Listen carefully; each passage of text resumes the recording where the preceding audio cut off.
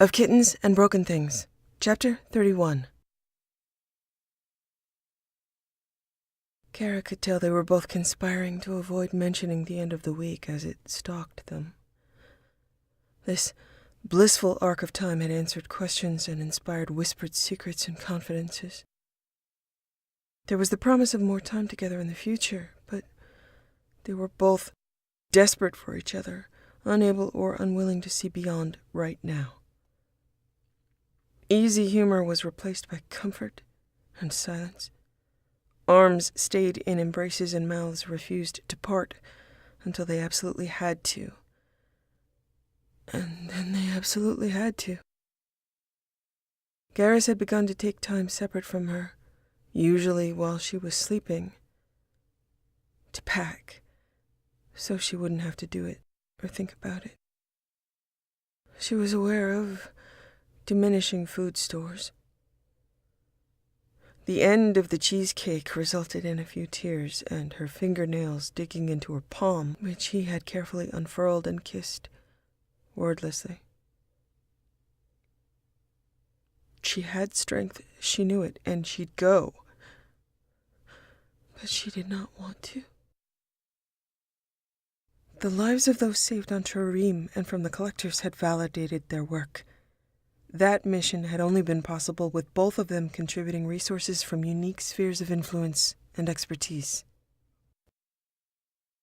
But to mention that or rely on that reality would bring into the fore the fact that mission also had a high probability of killing her at any point in its execution.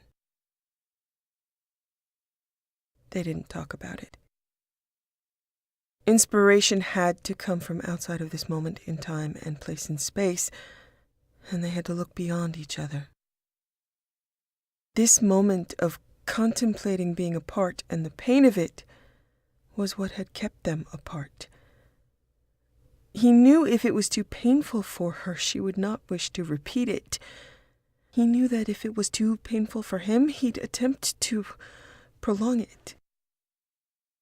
If they spoke of other things, both attempting to appear like the snow-covered caps of volcanoes.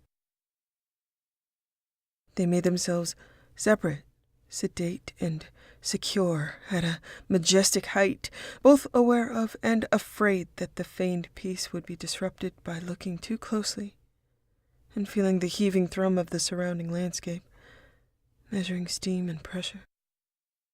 They were both aware of the threat of eruption, either spontaneously or provoked.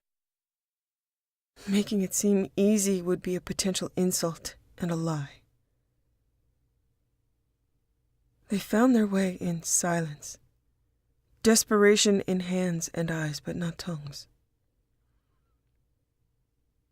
Thane's influence in guiding them to convince each other to have this precious week together was paradoxical when she tried to think about it. It was a miracle, like resurrection or bond, transforming circumstances so calculation and contemplation was chaotic. She was overwhelmingly grateful for his strange intervention, but doubted Garrus would see it that way. Doubted that she should see it that way, so she didn't talk about it or him. And neither did Garrus. Thane was a personal concern and a friend, but Kara didn't mention him except in passing once. Is there a Solarian project addressing Kepral syndrome? I don't think so. Can you propose one? She was concerned about bringing Thane's name up, but this wasn't about Thane only. Kolyat was at risk. Every Drell living in an environment unlike Rakana was at risk. Every Drell on Kaje was at risk, and that was most of them. The Drell had already been struggling and dwindling before Reaper attack. Their attempts to establish strongholds off Kaje where they could live without Keprals and new colonies seemed to only create high-priority slaver targets. To her relief, Garrus understood and was focused on what she was focused on. mission, responsibilities and expectations, the lives at stake, the lives of people they'd promised to protect. Slavers. Garrus's mother was alive because Kara had provided for Garrus to be counselor, and that had provided access to research. Kara had promised Thane, and Garrus had promised Kolyat. Of course I can. I should have done that already. I'll check first thing when I get back. I'll find out, and if not, I'll find funding and get that started. Thank you. Of course, Kara. He didn't admonish her to always ask him for help when she needed it, because she just had. And they were quiet again. One more thing done together, steadying them in silence. A week of him calling her Kara, of him finding another word to describe her, as a verse. Hardly calling her Limayeth in this place except to tease. But he would call her that again after they left. She would be back to being a fortress, requiring siege. He'd have to wear her down to gain another week, no matter how much she wanted time with him. So they tried to look to the future, to saving other people, and although it made her cry, she had to get back. They'd had their miracle, and now they needed to earn the next one together. But it felt like they'd already earned it, earned them all, should stay together and safe. She wanted to be a ghost here, with him, every day, only needing one share.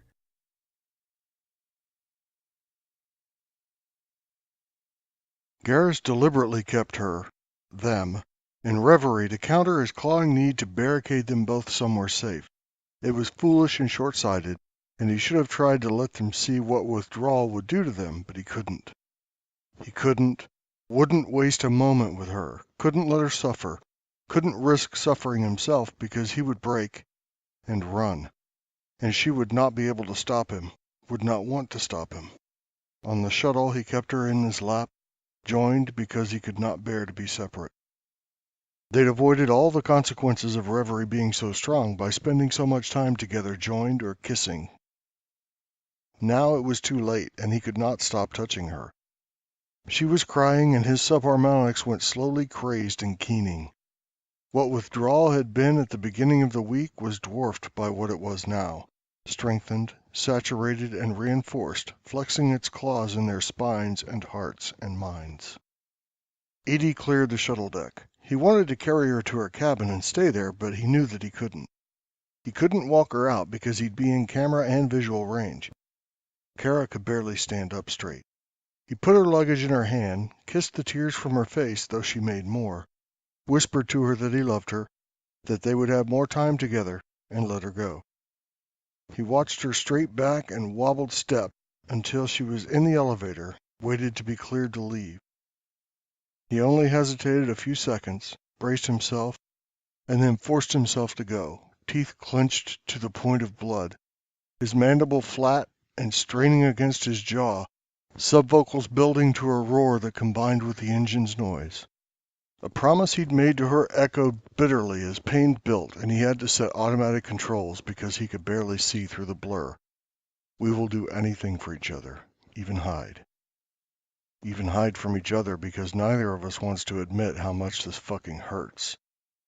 Words of the elders echoed in his head, and he defied them because he had his own bite, his own poison, and now she was going to suffer because of it. He stubbornly held on to every moment of clawing pain because it came from being close to her, because she was going through it, and when it was gone he wouldn't have anything left. The echoed feeling of biting her and abandoning her to bleed to death in the cold built until imaginary loss and real loss merged. He'd caused and then abandoned her to pain, and he hated himself. He struggled to continue to breathe. He managed to not tear the shuttle to sparks and shreds. He hated it, too, because it was moving him further away from her. He held still, The only potential, logical, or preferred target for his rage and grief was himself.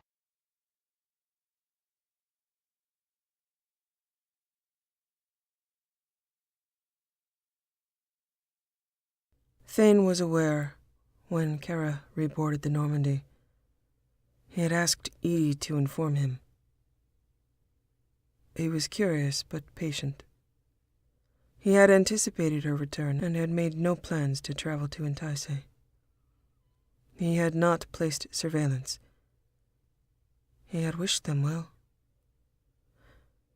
He had enough faith in the counselor's honesty that he believed the destination and the promised return without the need for verification. Had more than a week passed, he would have become concerned but not alarmed. Had it happened, his reaction would likely be better described as anticipatory rather than disappointed. He would, by inclination and for personal, selfish reasons, embrace Vicarian attempting to keep her from herself. That would make Thane's path clear.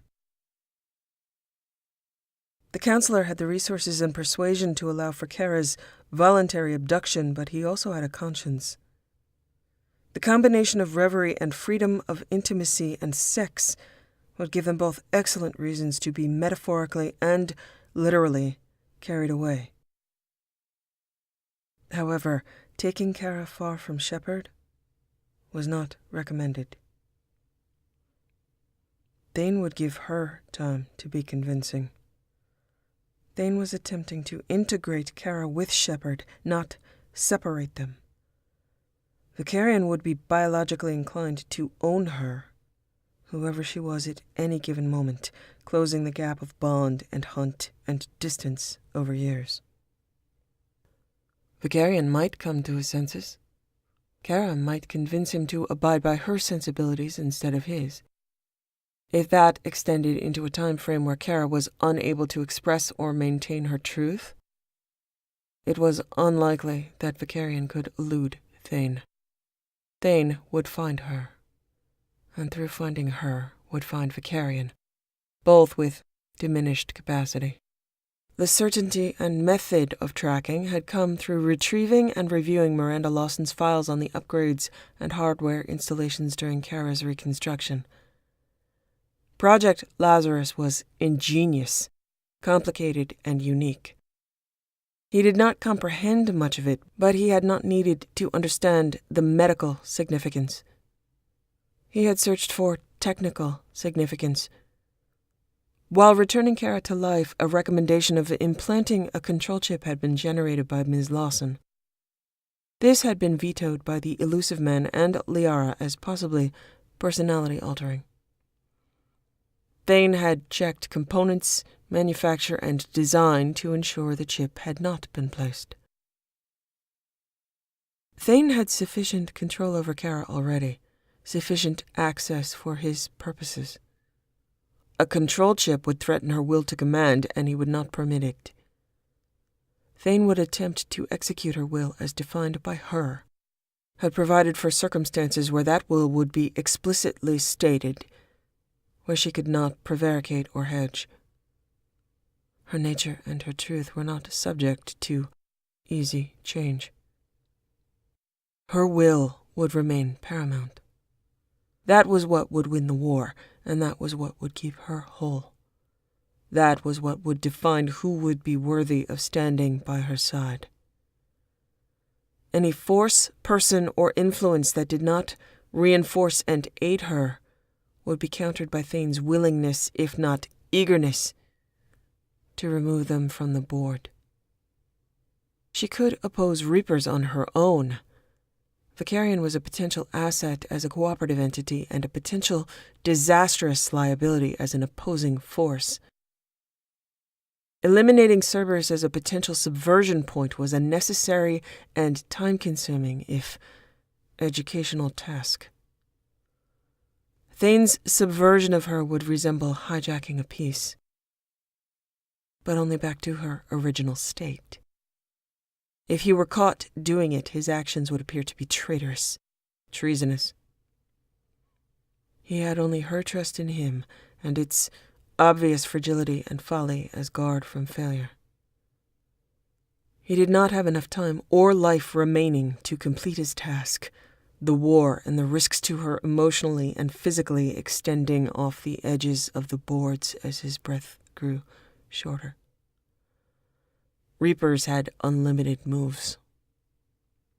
From his investigations, it appeared Ms. Lawson had not implanted a control chip. She had, however, placed a component capable of transmitting a tracer signal when activated. He was familiar with the device and was able to isolate it from the otherwise densely complicated and layered medical technicalities based on its presence on a parts list. Considering the trouble taken to retrieve Kara's body on Altshara, it was possible Ms. Lawson intended its use in the case of Kara's death in an unknown location. More insidiously, perhaps it was to be activated if Kara had not been cooperative or had required further work after awakening. Perhaps to be used if Kara had been granted limited autonomy and misused it in Cerberus's judgment. Perhaps retrieval and then implantation of the control chip had been intended as a contingency response had Kara not readily agreed to her proposed mission or had not performed to their satisfaction. 4 billion credits was an investment, and plans for preservation of a proposed asset were to be expected. Ms. Lawson's placement of the tracer was comparable to a painter signing their painting under layers of paint. She considered Kara's body to be her work product and did not wish to lose access or creative control. She had, in theory, signed off on control of Kara's mind, but not her body. She had not asked for authorization and had taken great care to conceal it. Thane thought that to be fair considering the effort expended. He did not fault Ms. Lawson. He sympathized with her wish to maintain control over a miracle and the culmination of her life's work. Vicarian and Lawson had dominion over Kara's body in ways Thane did not. Thane had in theory mitigated Vicarian's more disastrous potential and provided Kara with an effective escape or rescue route should it be necessary. He would hijack Ms. Lawson's attempt at control. He would not tolerate anyone other than him having control over Kara's mind. The presence of the tracer solved several problems for Thane. He need not develop a solution to track Kara on his own or incur the risk of being caught attempting it. Ms. Lawson had not manufactured the tracer component herself, but had done her research and used the best available. It was unlikely to be detected on a scan for what it was, and therefore unlikely to be disabled. It emitted a microsignal only on demand. The signal was intended to be detected across galactic distances and looked like static or other random noise generated from multiple possible sources, natural and technological. Detection was based on finding a preset pattern. Thane now had the keys and code to activation and detection. Ms. Lawson would as well, but Thane would be far more informed about Kara's movements and intentions. He would arrive at Kara's location before Ms. Lawson was finished filing for permission to authorize a search. Ms. Lawson was aware of Kara's absences, but not the reasons for them. She would not be alarmed at the extension of certain time frames. Kara was by nature isolated from her crew. She did not invite questions or confidences, something that worked to Thane's benefit. He had to expend no effort to isolate her or minimize anybody else's influence on her, as it was non-existent. Vicarian would certainly think to replace Omni-tools, but this tracer was embedded in Kara's nervous system, its location only possible because tissue had been regenerated around it. Attempting to remove it would cause severe nerve damage, and it had specific medical and technical warnings and justifications for leaving it in place at all costs and ignoring it on scanning. The medical description of the device was a vital sign detection and relay combined with the function of nerve growth stimulation and growth lattice. Thane could control it, and if Kara disappeared, he would make certain that it would not continue to transmit her location. He would disable remote reactivation and reset it to generate a new code to which only he had the key. It could be used indefinitely to track her. Ms. Lawson would lose her resource and would have no recourse in terms of reactivating or removing it if Kara chose to return to the Normandy and keep Ms. Lawson on her crew after an absence. Ms. Lawson would have no choice but to assume technical failure or unknown saboteur.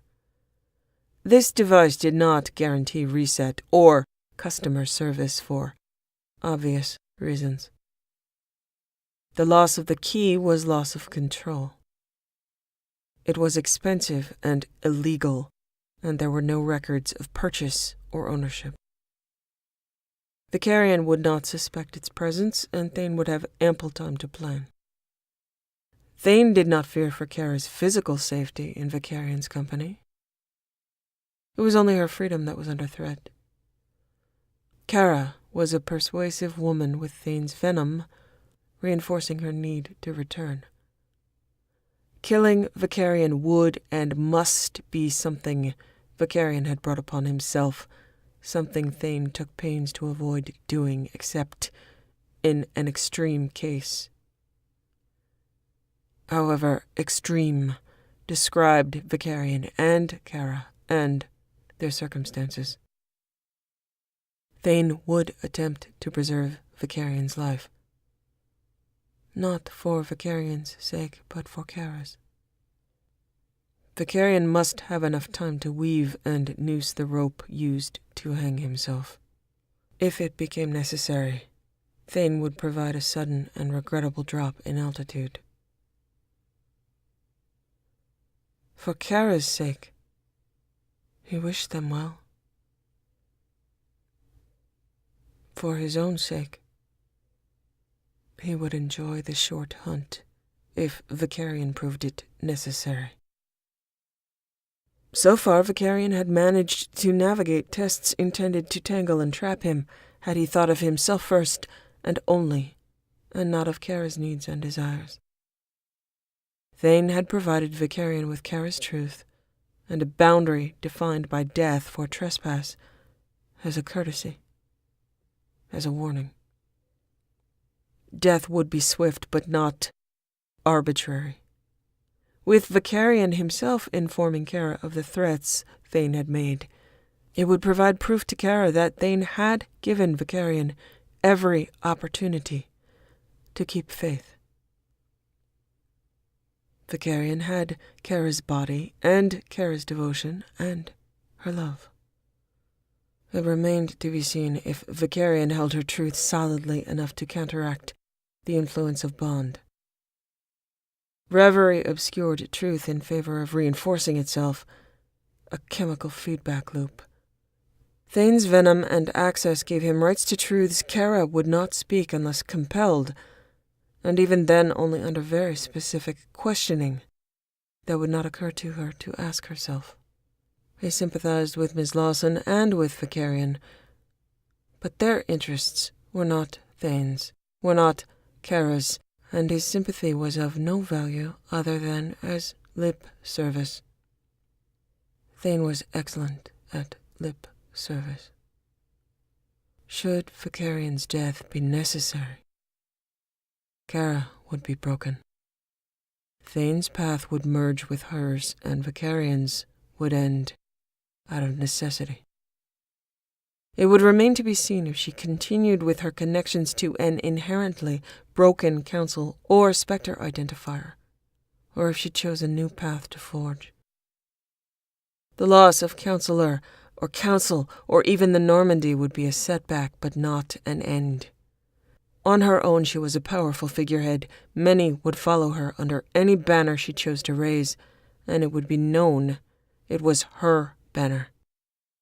There were benefits to that unilateral approach that her current situation did not offer. Thane would help her choose and navigate and would be prepared with potential options. If Vicarian were dead after an unexplained disappearance correlated with Kara's and then Thane's absences,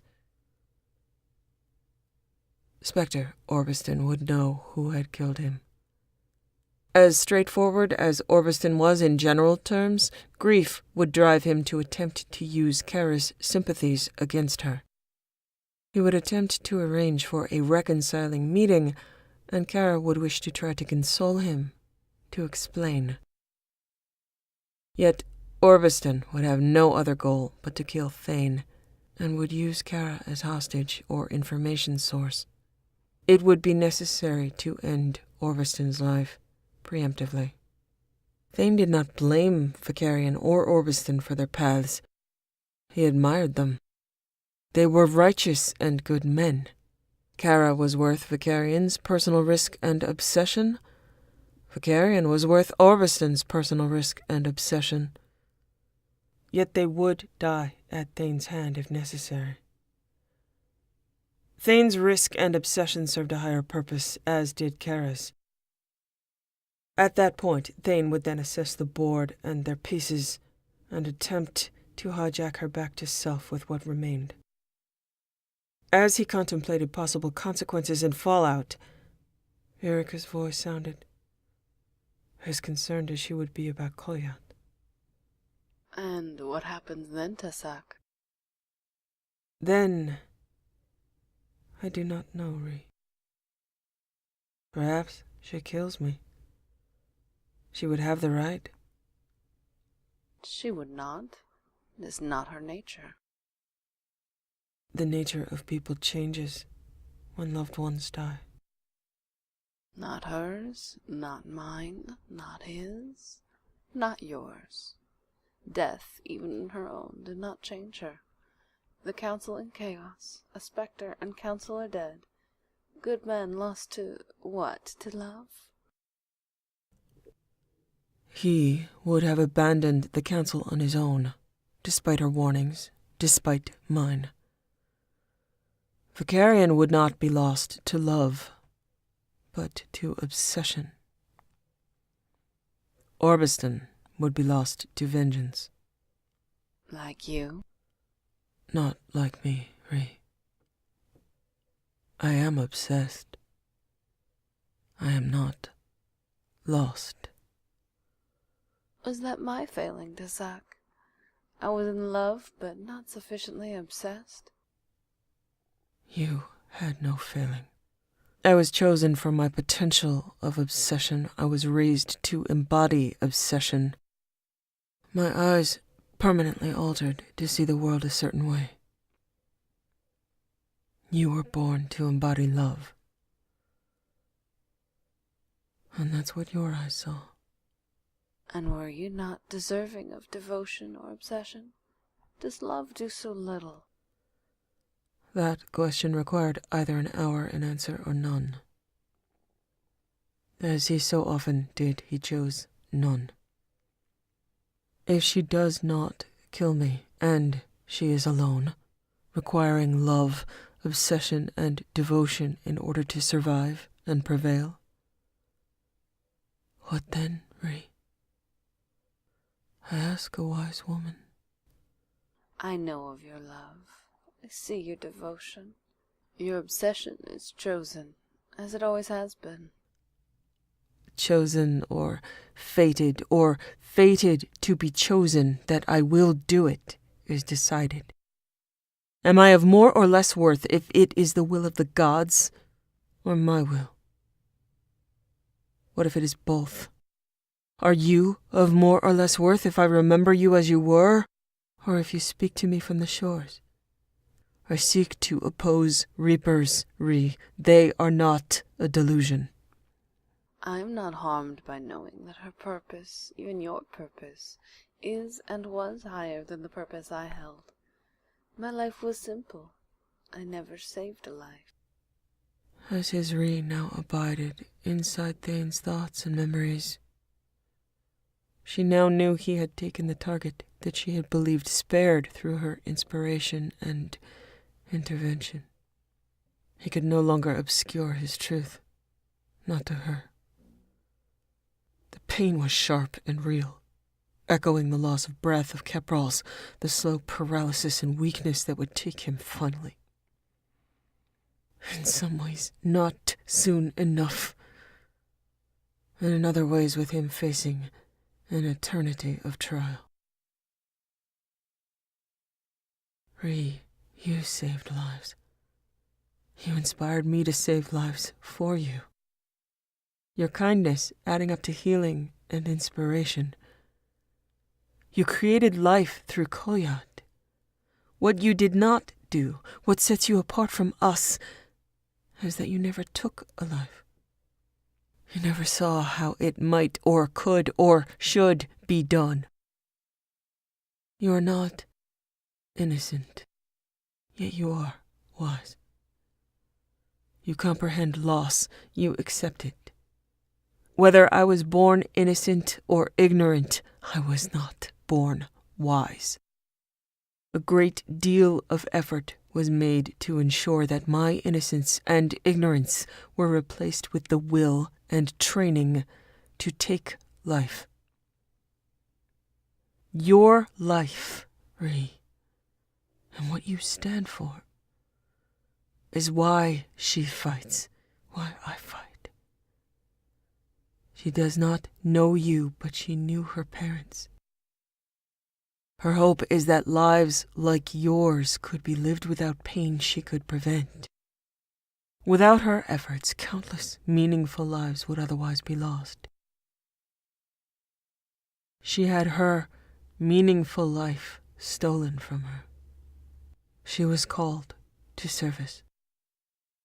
She has a bondmate, and she loves him as you love me, and she will leave him as you left me, to take one form of judged life and preserve countless imagined others. So love is why, yet love is small against the suffering of all. She demands of him that he allow her to leave and risk herself without his protection.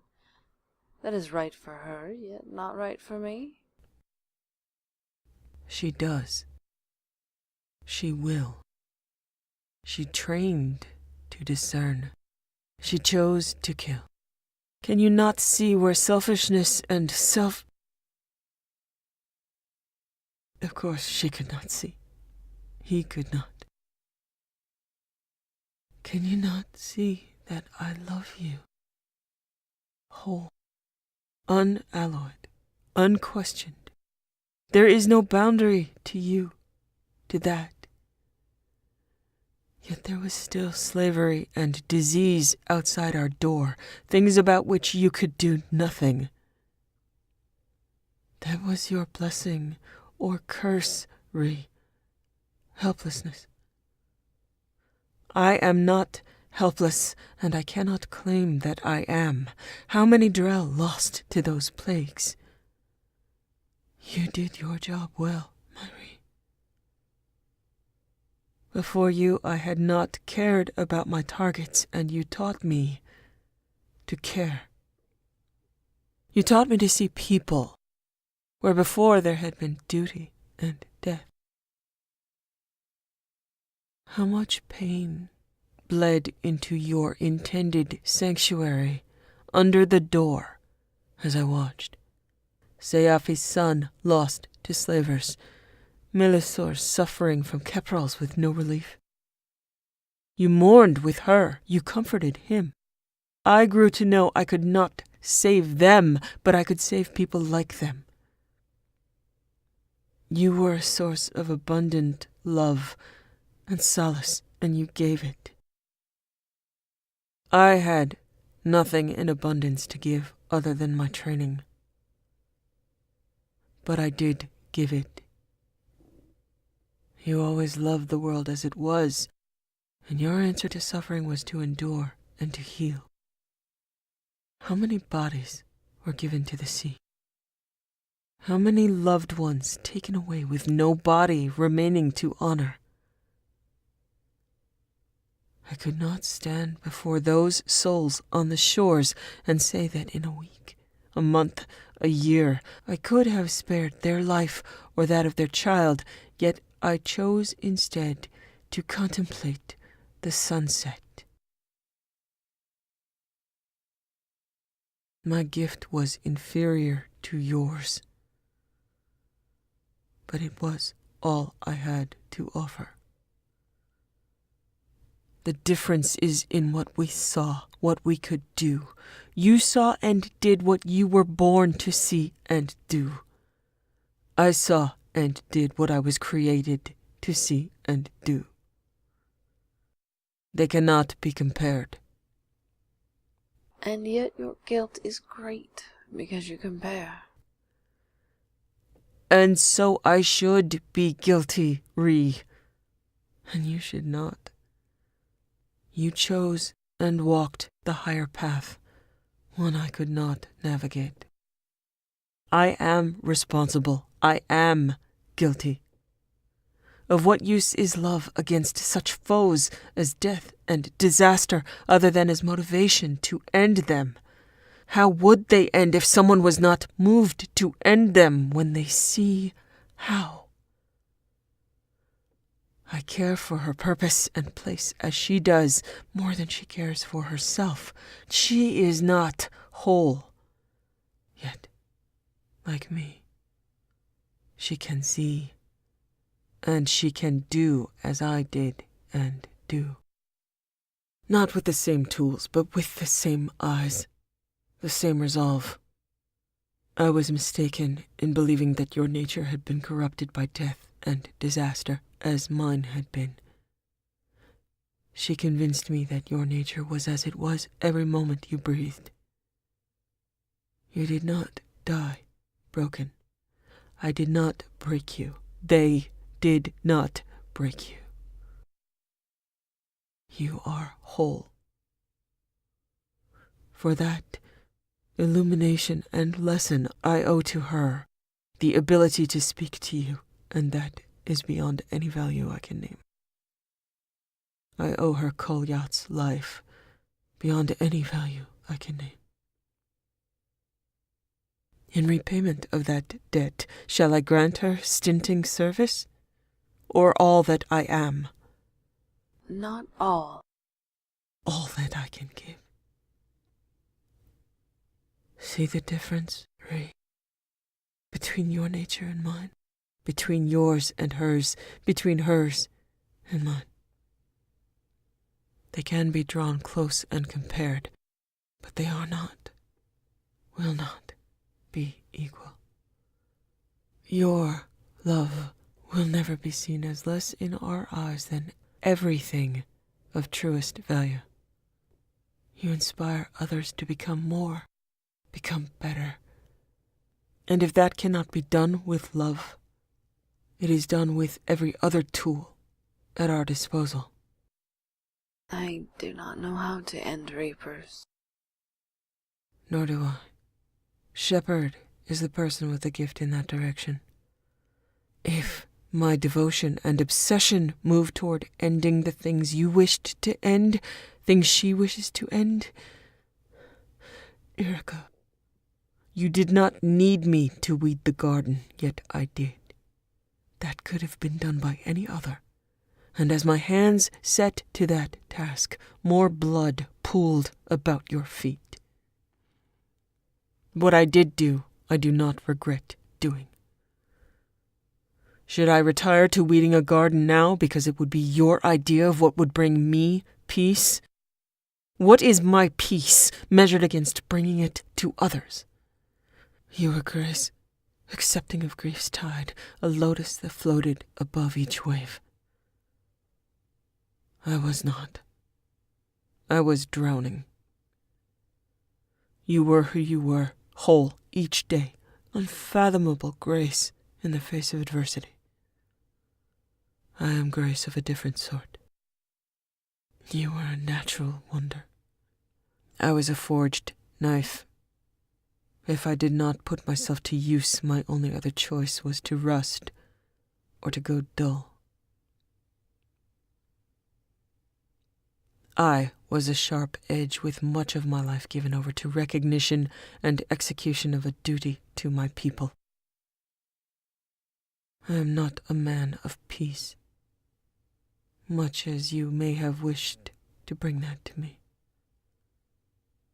But I did love, and I was motivated by love to choose wisely and consider what it would mean on the shores.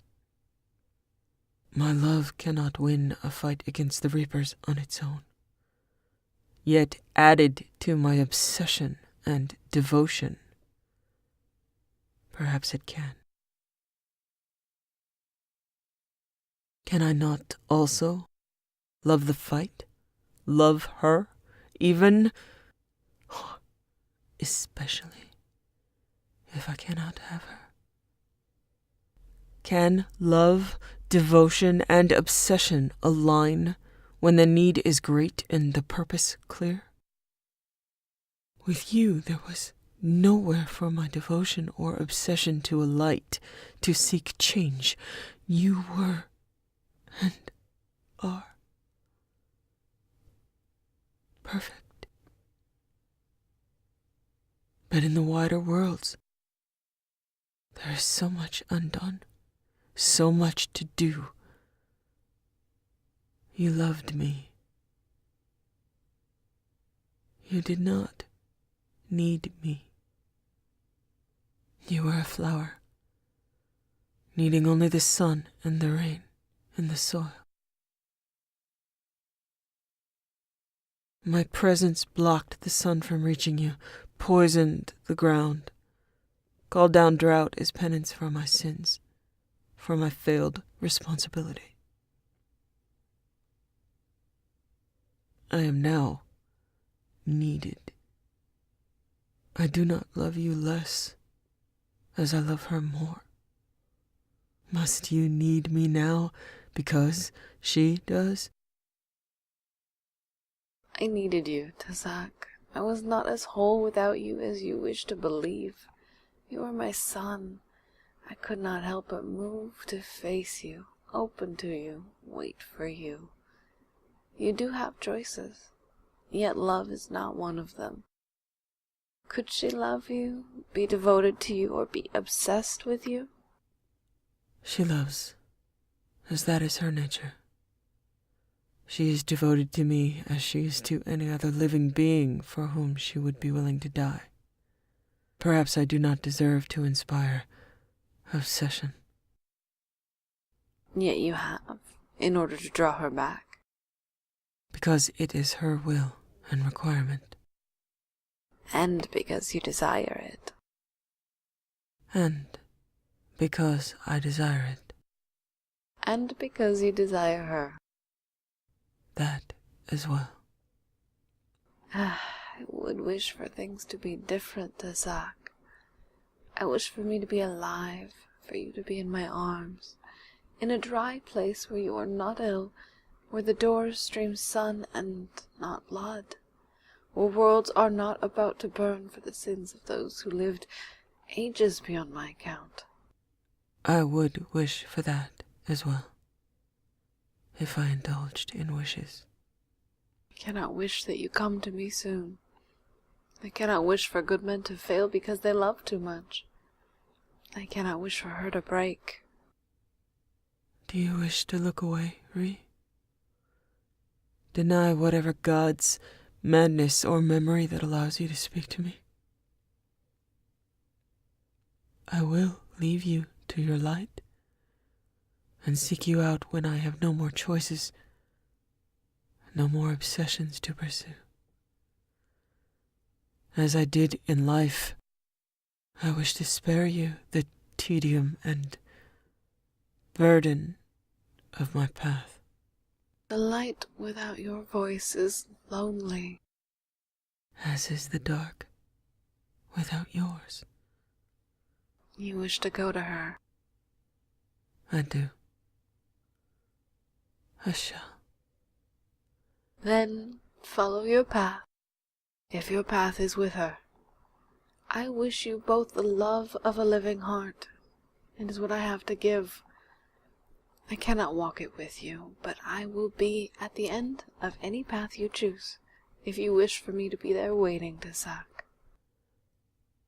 I do not deserve you. Have you not yet learned it is not about deserving? You asked a wise woman, so listen when she speaks. If you have no choice in your love, in your devotion, in your obsession, Tasak, I have no choice but love and acceptance. I will rise above the blood, and you will dive deep into its tide, but you will return to me. I will be waiting for you, as I always was when you returned, except for the time when my death set your feet on the path that you still walk. It is my absence that placed you here with her, opposing gods. You were there for me at my death, Tasak. You gave all that you had to give. I will do no less. I will be there for you, always. Her words sank into his mind. He breathed. Hours had passed since Kara's arrival. His patience had reached its set limit. It was approaching the beginning of her customary rest cycle. He wished to establish his right to share her space on the Normandy, and that would begin now. Reaching her cabin, he signaled for entry. Her response was delayed, her voice weak in authorization. When he saw her, he knew something was wrong. She was attempting to stand steady at parade rest, but she was sweating, wavering, and near collapse. When she saw it was him, attempted discipline fell away from her frame, her eyes shifting from an expression of Shepard to an expression of Kara in pain. He felt the slide from question to responsibility for the right to see her this way. It caused a physically painful squeeze to his chest. He crossed to her, lifted her in his arms, his hand to her brow, determined she was feverish, sweating, her teeth chattering. He looked to her for explanation. She crossed her arms over her chest, hugged herself through a tremor. Withdrawal. Reverie, withdrawal. The order of his mind had a moment of suspended disruption, like a fist on the board, pieces in the air. He was immediately saturated with thick and hot anger at her, Vicarian, and himself. How had they all failed to prevent suffering? How had she failed to signal it?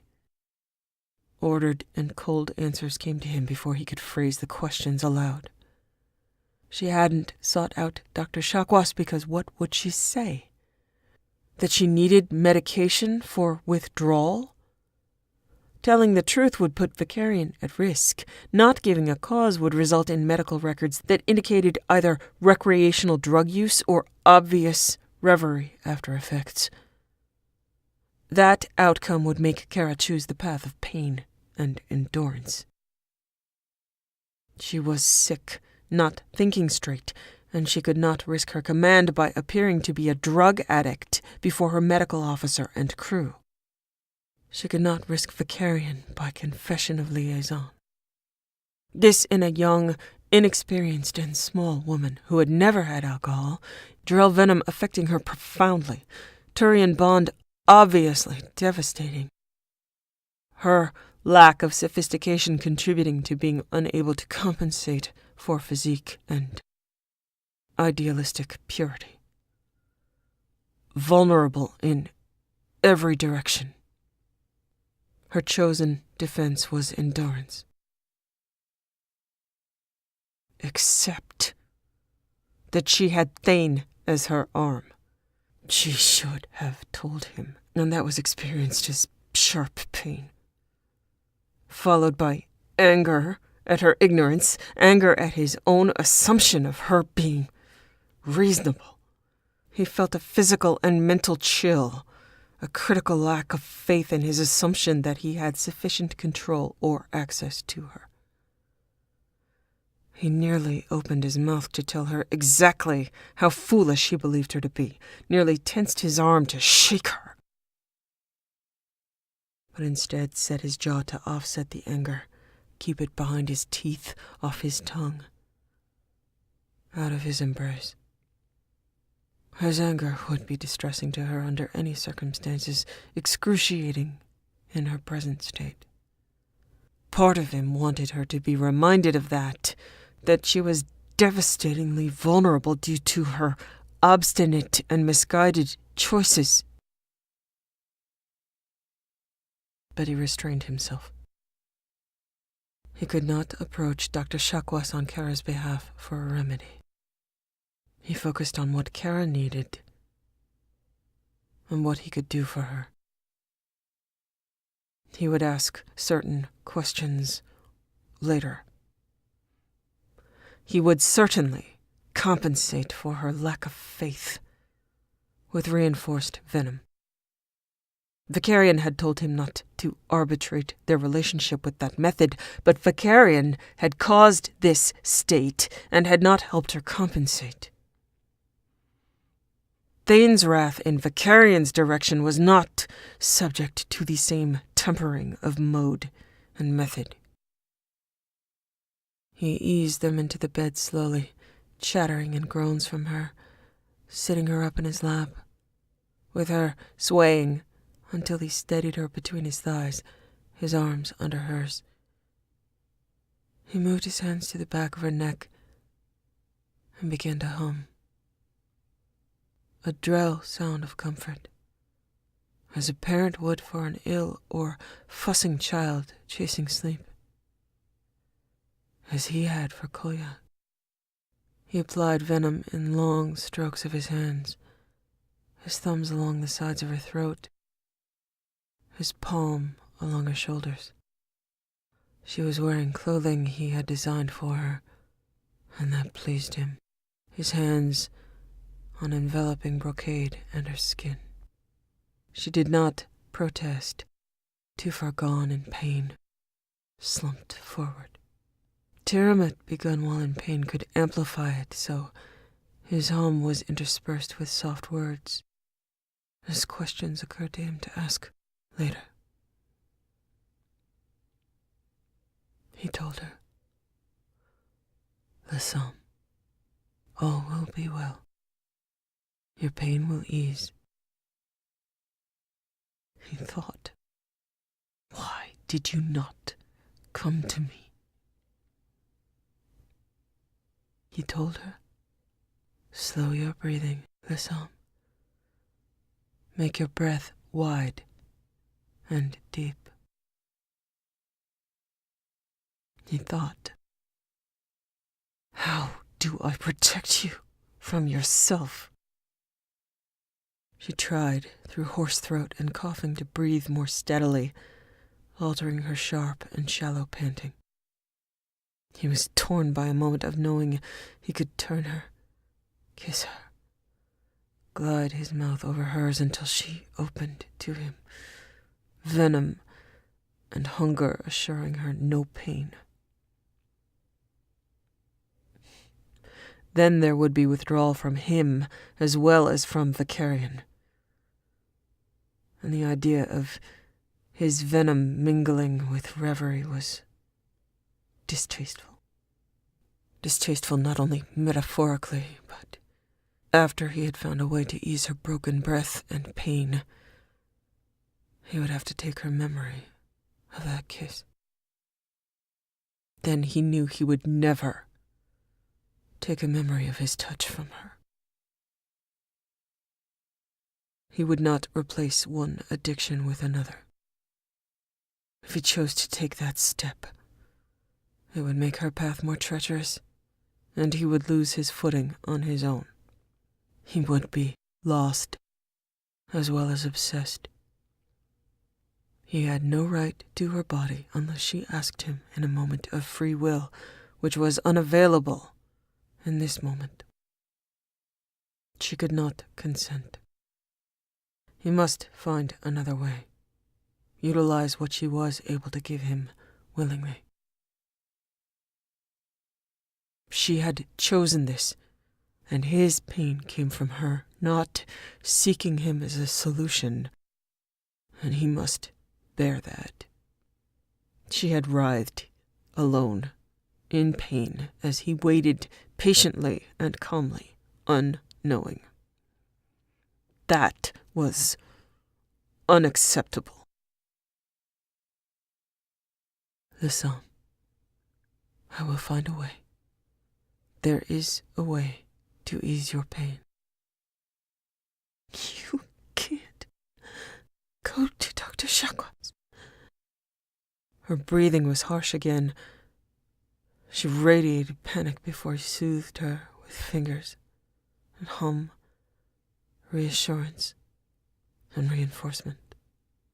He shifted her back against his chest, his mouth near her ear. Breathe with me.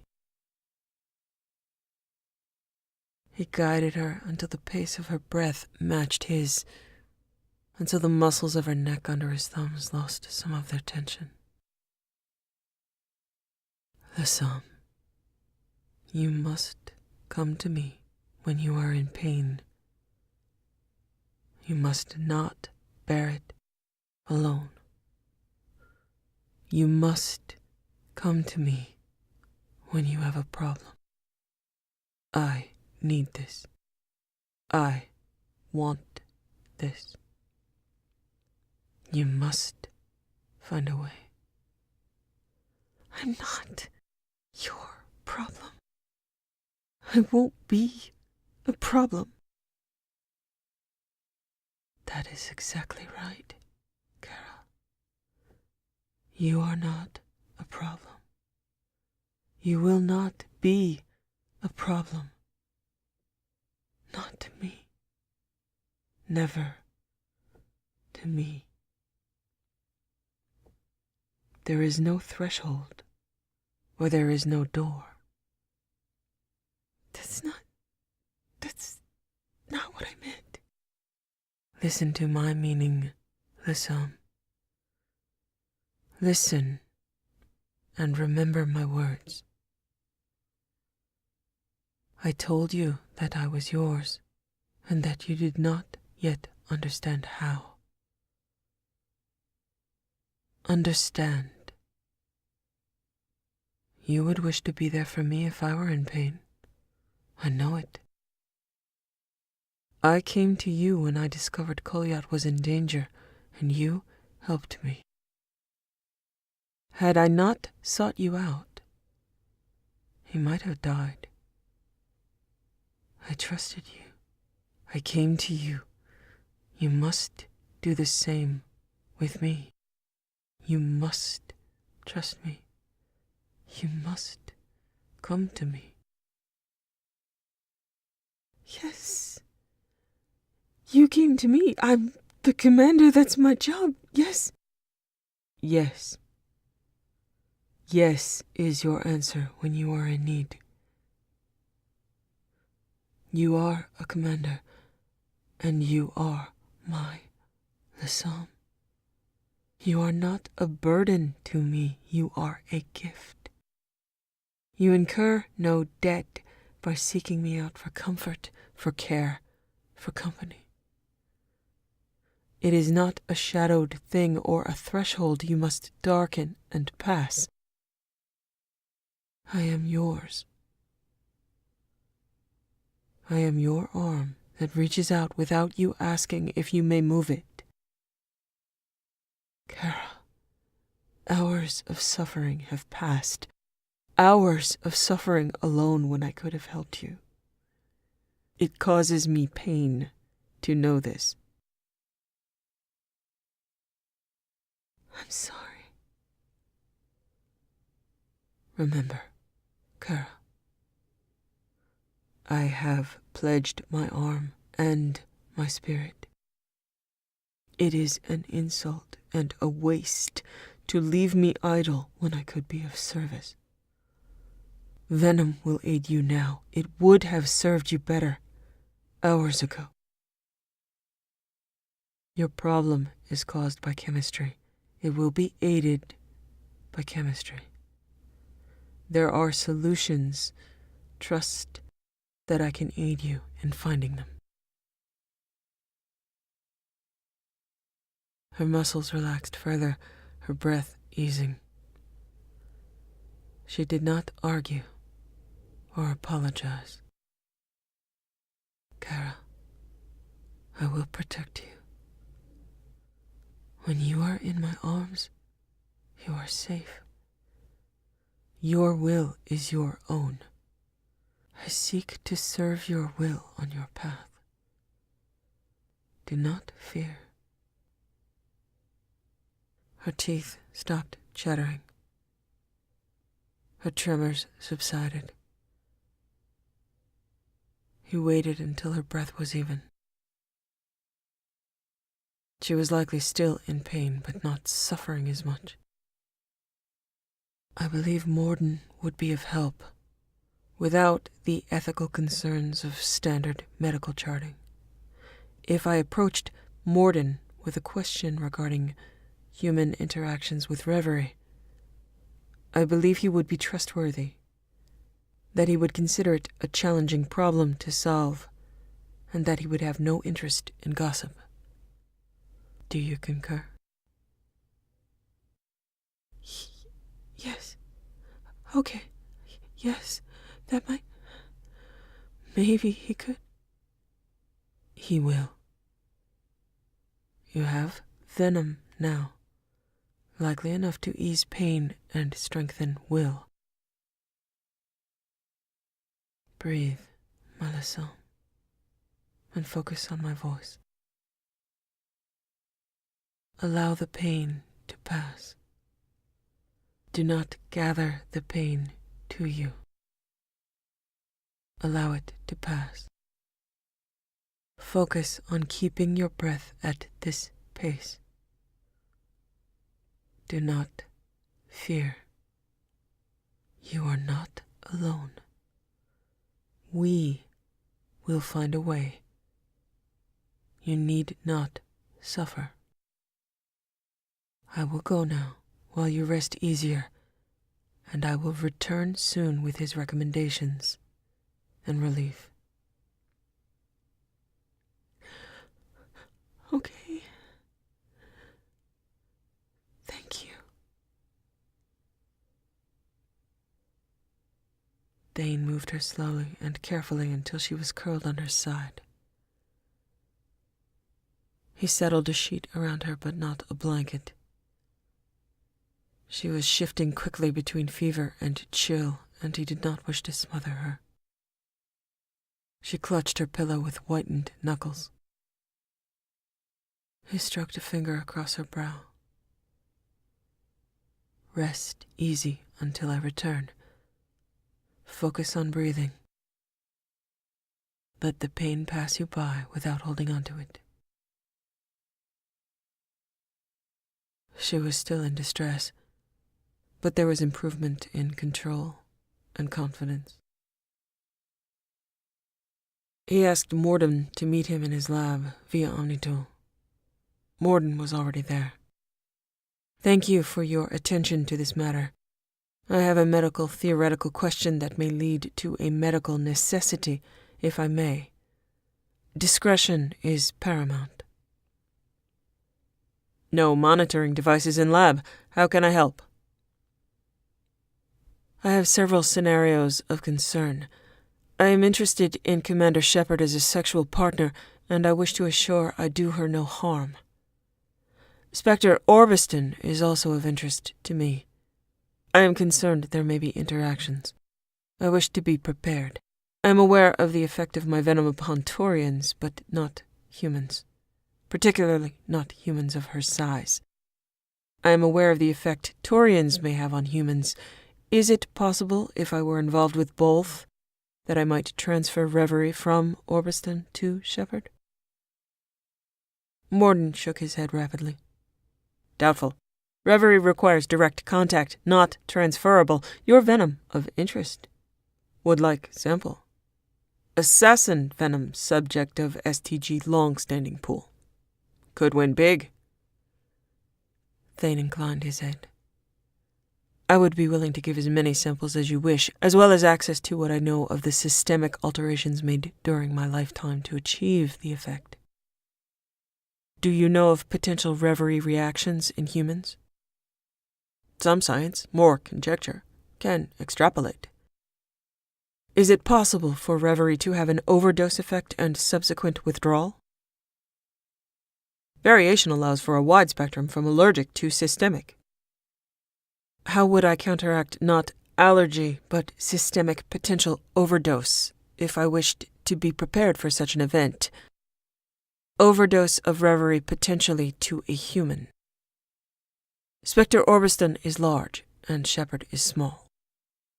If Morden knew that hypothetical was becoming obvious and specific, he gave no sign. Thane would not speak Vicarian's name, but he could not afford to misrepresent the species involved, as that would affect the specificity of her treatment. Overdose would be unlikely without bond, and Shepard was only rumored to be bonded to one specific Taurian. Size difference a factor, can halt adrenergic storm if overdose behaves like opiate withdrawal. What would those drugs be in the proper dosage for someone of Commander Shepard's size, assuming a substantial overdose?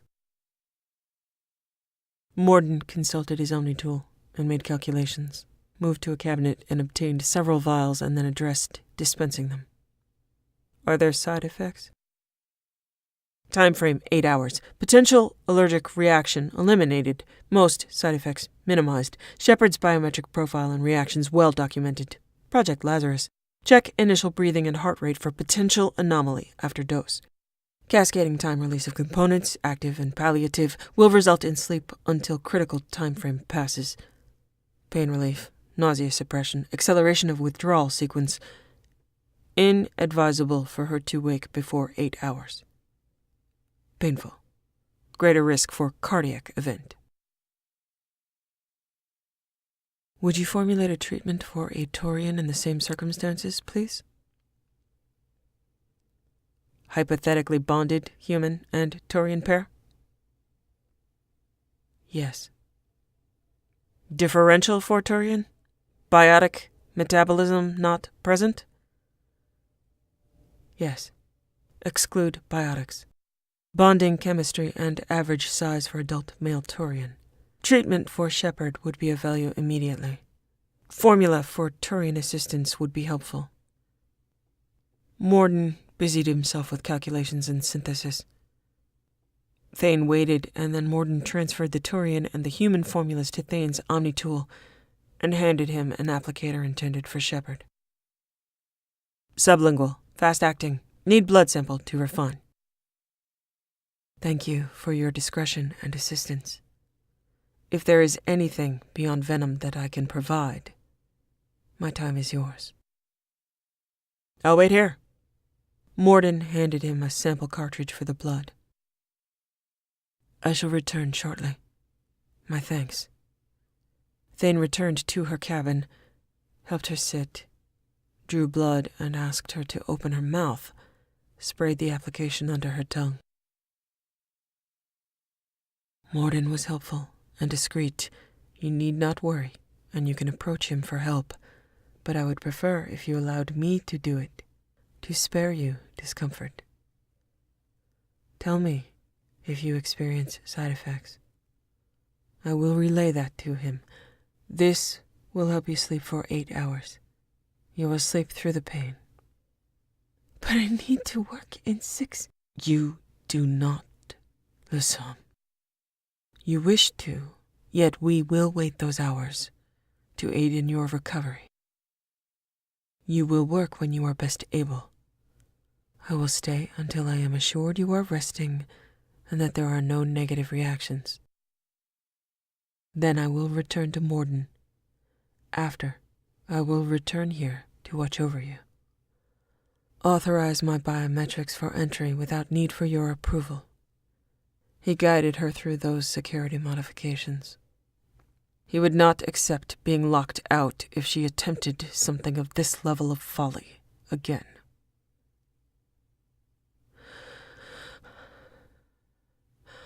I feel much better. Thank you. I don't... She did not finish that sentence. She was asleep quickly. He watched her sleep for 10 minutes. It was easy, her breathing even, his hand on her brow, and then her cheek, and stroking across her throat. He considered the counselor and chose to reassure him in good faith. A formula with no explanation would exacerbate what was already difficult for the man. Despite Thane's anger at both of them, they were in pain, and parting had been excruciating. Kara had a habit of calling Vicarian before retiring and would be unable. Even though they were just recently parted, for Vicarian to be unable to speak to her would be a heavily felt blow, had it been arranged. They need not be concerned that their relationship had gone badly if reverie was this strong on their parting. If either Vicarian or Kara had been disappointed, Thane would wait to be told. This was not the result of disappointment.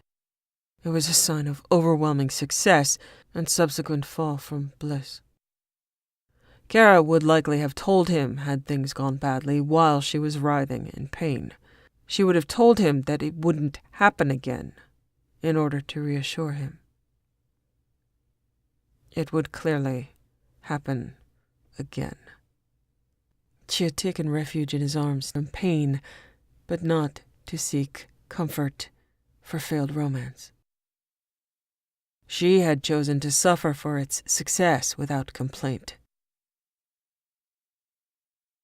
He considered sending a text explanation to Vicarian, but requested a video connection, assuming that Vicarian would wish proof of Thane's assessment in her sleeping form. He was answered by a haggard counselor, hoarse and strained, in a shuttlecraft. Counselor Vicarian, I am certain she would wish for you to be informed of her condition. She is unable to contact you herself. She was in severe withdrawal, unwilling to contact Dr. Chakwas for a remedy. I obtained one through Dr. Morden's solace, assuring discretion and no medical record. She is sleeping. She wasn't answering. With what's happening to me, she couldn't be okay, but I hoped. I didn't leave messages. I just hoped she managed to sleep. Do you have anything that can aid you in your withdrawal? No. I didn't want to take anything. I've been worried about her. Thank you. Don't worry about me. Don't let her worry about me. Tell her I'm fine. I should have thought of this. I didn't know it was going to be this severe. I brought things for headache, Metagel, but I swear I did not think it would be this bad. Thane believed him. Anguish in his voice, his face, eloquent in his eyes. Thane moved the camera to take in her sleeping form. She is well at the moment. She has experienced no side effects from treatment. This will last for approximately 8 more hours. If there is any change, I will inform you, but I suspect she will sleep well. I will watch her. She has insisted upon working tomorrow, but I will attempt to dissuade her from doing so. If she persists, I will help her. I am assuming psychological withdrawal will have a further time frame and its own difficulties for both of you. Counselor Vicarian, I know you do not trust my intentions, but distance did not and will not serve her. You are both part of a great community with an ambitious goal, and for that, she must be protected from harm whenever possible. She suffered significant pain in isolation for many hours due to not seeking my assistance. We would all best be served working together. When she did not answer you, you should have informed me. That is a failure of trust, and I do not wish to repeat it. not with her physical or mental health at stake. A cardiac event was not out of the range of possible consequences. I understand that you are at diminished capacity, but you must try harder in the future. You must consider me a resource for her care and not competition. I must watch her. I must have access to her cabin without your suspicion making her reject help. I must be able to influence her when she chooses to suffer alone. I seek to end her isolation, counselor, not extend it, and I will not permit your relationship to drive her to further seclusion. I accept that this was unpredictable and possibly unpreventable with the resources you had available. I understand that there is no research on Turian-human interactions and that she is particularly vulnerable to Revery's full and strong effect, and that with no experience you were unprepared for its impact. I can forgive you for that. I do not accept that I was not informed sooner. I am angry, counselor. She chose to suffer to protect you, and you and I must bear the weight of that. I am inclined toward retaliation. In this case, I will not. It is in part my responsibility for arranging for you both to consummate your bond. It is my responsibility to arrange for coping with the aftermath of that choice. This was not an acceptable outcome. No, it wasn't. Thank you. I have sent you a formula recommended by Dr. Solis. Proceed on the assumption that he is aware that you and Kara are bonded and available for assistance. I did not use your name, but you were identified as a Turian of average build with a strong bond to a human. I have asked Kara to allow me to be her proxy in this matter so she need not lie. If there is a lie to be told, it is best told by me. She is not equipped for subterfuge unless it is on a battlefield, and I am attempting to arrange her personal life so it does not resemble a battlefield. I trust to Dr. Solis's discretion and silence, and also that he understands clearly what the formulas represent. I will have it formulated and waiting for you at the Citadel when you arrive. If you follow Kara's pattern, you are an impractically honest man who will not have connections capable of providing psychoactive drugs on demand without a threat to your position. I will provide her with an applicator for future use. Vicarian did not refuse the assumption of further need for this service. Yes, please. Thank you. You are welcome. I hope it grants you some relief. Vicarian laughed, short and bitter. Thank you, please. Just take care of her, please. I will, and you are welcome. Good evening. Thane looked down at Kara, unable, unwilling to leave her. But he must to keep the bargain struck with Morden. Venom traded for discretion. He checked to make sure her knuckles were not white, that her breathing was deep and her heart rate steady. She appeared comfortable. He passed a hand over her forehead, knelt by the edge of her bed to whisper to her, soft and reassuring. Determined and inevitable. He was leaving, but he would return. He would always return for her when she needed him, and he would ensure she always needed him.